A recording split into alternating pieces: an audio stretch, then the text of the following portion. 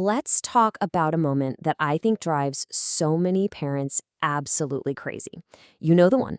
It's when your child just shuts down, and you're left standing there thinking, what is going on here? Well, we're going to decode that exact behavior. So picture this. It usually starts quietly.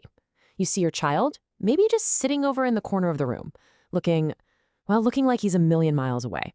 He's there, but he's not really there. And so you do what any parent would do.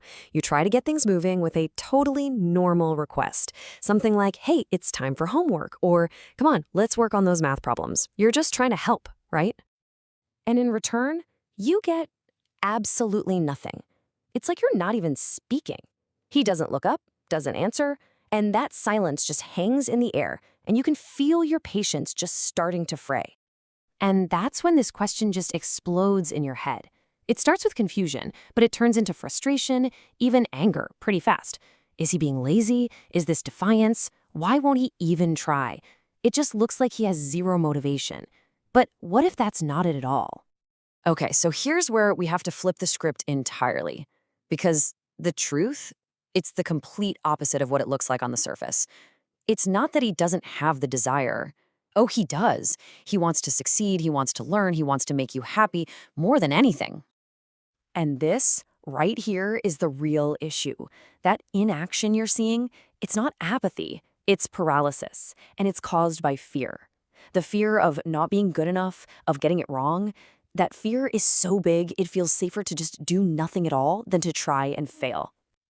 Let's just try to get inside his head for a second. His internal monologue probably sounds a little something like this. He feels like every single attempt is just another test he's bound to fail. And that word again, that's the key. It tells you this is a pattern for him. This feeling of being corrected and just not being good enough.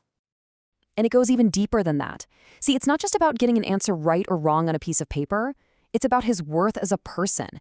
He feels like he's constantly being measured against some invisible ruler. Maybe it's a sibling or a classmate. And he always feels like he comes up short. And here it is. This is the heart of it all, the absolute core of his fear. It's not the failure itself that hurts the most. No way. It's the thought of letting you down. Seeing that little flicker of disappointment in your eyes, well, for him, that is just unbearable. So here's the big takeaway. We see a behavior and we stick a label on it. Lazy, unmotivated. But the feeling that's actually driving everything, it's this deep, profound vulnerability. He's not trying to be difficult, he's just trying to protect himself. And changing how we see that, well, that's the most important thing we can possibly do. So what if we don't see it? What happens if we keep misreading the signals and treating this raw vulnerability like it's just laziness? Well, the child has to find a way to protect himself. And that leads him to build a fortress around his heart. You can think of it as him building a wall of indifference. First, he just pretends he doesn't even want to succeed in the first place. Then, he starts saying it out loud. This is dumb. Whatever, I don't care. It's a shield. But you have to know, behind that shield, he's hurting. I don't care is really just code for I care so much and I'm terrified I'm going to fail. Now, when we see that wall go up, our first instinct is probably to push harder, right? To try and break it down with lectures or more pressure. But that just makes the wall thicker. So what actually works? What is the response that builds him up instead of making him build more defenses? The truly powerful response isn't about adding more pressure or shaming him for being afraid. No. The path to real strength begins when you just see his pain, when you acknowledge it. You let him know that you get it. You see he's scared.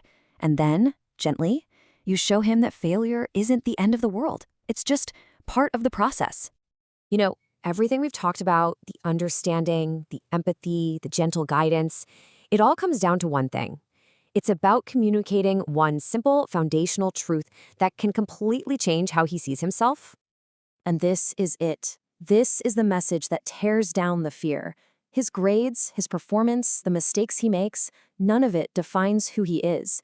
He needs to feel it, deep in his bones, that his existence is what matters. That to you, he is not a problem that needs fixing, but a person who is loved unconditionally. You are not a mistake. You are a miracle.